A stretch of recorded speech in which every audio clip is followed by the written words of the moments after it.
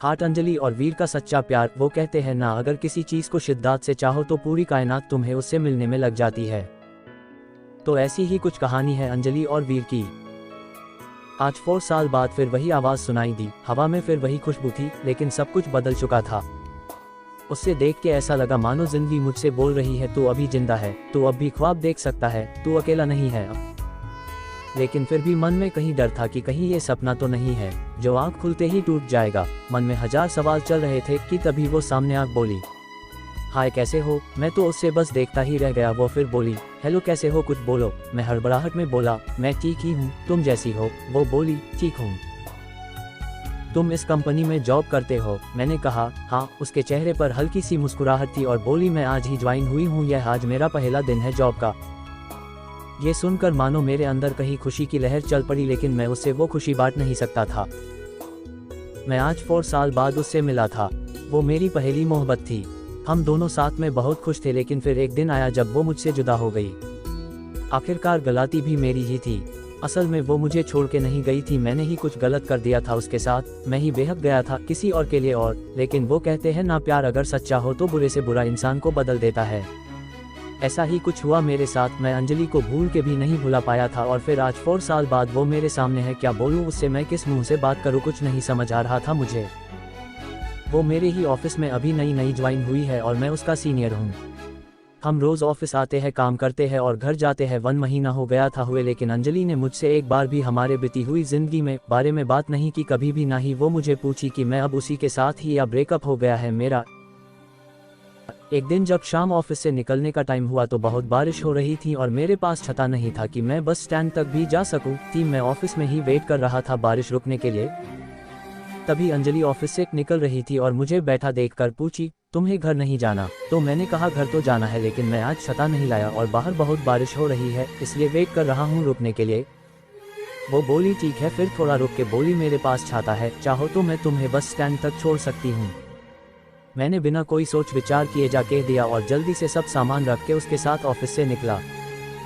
बारिश इतनी तेज थी कि हम दोनों भीग गए थे बस स्टैंड आते आते और बारिश के वजह से बस भी काफ़ी लेट थी।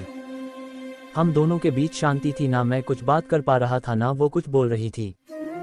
फिर मैंने ही हिम्मत जुटा के पूछा कि क्या तुम्हारे शादी हो गई? वो हंस पड़ी और बोली, नहीं। ये सुनकर मेरे दिल को जो खुशी हुई मैं उससे बता भी नहीं सकता था। फिर कुछ देर बाद वो मुझसे पूछी, तुम्हारी हो गई? मैंने कहा नहीं। फिर थोड़ा रुककर मुस्कुराते हुए पूछी, प्रीति का क्या हुआ? मैं थोड़ा शांत हो गया और बोला, हम साथ नहीं है।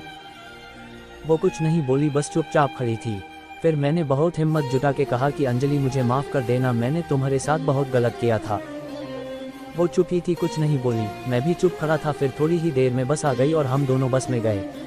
अगले दिन जब मैंने ऑफिस में अंजलि को देखा तो मुझे उससे पूछना था क्या सोचा उसने, मुझे माफ़ किया कि नहीं, कैसे बात करूँ उससे, यही सब सोच रहा था कि वो मेरे केबिन में मुझे एक फ़ाइल देने आई। मैंने बिना कुछ सोचे उसे बोल दिया कि ऑफिस के बाद साथ में चलना, मुझे कुछ बात करनी है। वो बोली, क्या? हम अभी भी इधर बात कर सकते हैं। मैंने कहा, नहीं, ऑफिस के बाद मिलना। वो बोली, ठीक है, और चली गई। मैं बस इंतजार कर रहा था कि कब 6 बजेंगे कि मैं उससे बात कर पाऊंगा। टाइम जैसे थाम ही गया था, 6 बज गया। सब एक एक करके निकाल रहे थे ऑफिस से। फिर आखिर में मैं निकला और साथ में अंजलि भी थी, वो रुकी थी मेरे लिए। आज फिर हम साथ चल के गए बस स्टैंड और रास्ते में मैंने उससे पूछा कि कल का जवाब नहीं दिया तुमने। वो शांत ही थी कुछ देर, फिर बोली, किस बात का जवाब? क्या जवाब दूं मैं? गए तुम थे छोड़ के और अब मुझे फिर से वो सब कुछ नहीं चाहिए, तो कोई माफ़ी सवाल जवाब की बात ही नहीं बनती। मैंने उससे बहुत मानने की कोशिश की लेकिन वो नहीं मानी।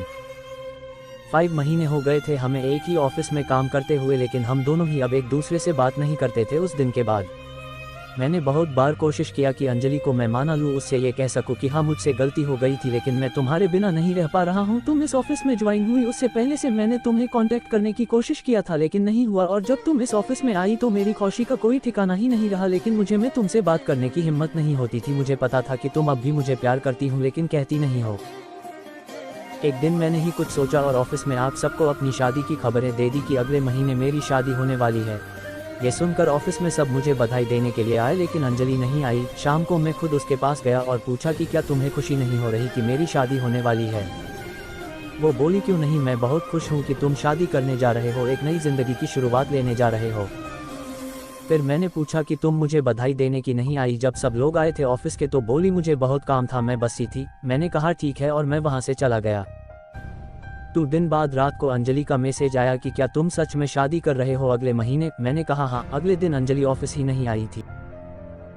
मैं सोच में सब गया कि क्या हो गया, वो आई क्यों नहीं। फिर मैंने अपने कलीग को कहा कि अंजलि को फ़ोन करके पूछे कि वो ऑफिस क्यों नहीं आई। उसने फ़ोन किया तो पता चला कि उससे बहुत तेज बुखार है और वो घर पर अकेला है। मैं तभी ऑफिस से निकाल गया उसके घर जाने के लिए। रास्ते में मैंने फ़ोन करके उसके घर का पता पूछा और जितनी जल्दी हो सके वह पहुंचा। वहां जाकर देखा तो वो अकेले थी और उससे बहुत ठंडी लग रही थी, कंबल में सोई थी। मैं जल्दी से उठा के अस्पताल ले गया। शाम तक उसका बुखार ठीक हुआ तो डॉक्टर ने उससे मिलने की इजाज़त दी। मैं उसके पास बैठा था, वो सो रही थी। मैंने उसका हाथ अपने हाथ में लिया, फिर धीरे से उसकी आंख खुली। वो मुझे ही बस देखे जा रही थी। मैंने धीरे से बोला कि नहीं है मेरी शादी अगले महीने, मैं शादी नहीं कर रहा हूँ। ये सुनते ही वो रोने लगी। मेरे भी आंख में आंसू आ गए। मैंने उससे गले लगा लिया और हम दोनों एक दूसरे को पकड़ के बहुत रोए। फिर हम वहाँ से घर गए और हमेशा एक दूसरे के साथ रहने का प्रॉमिस किया।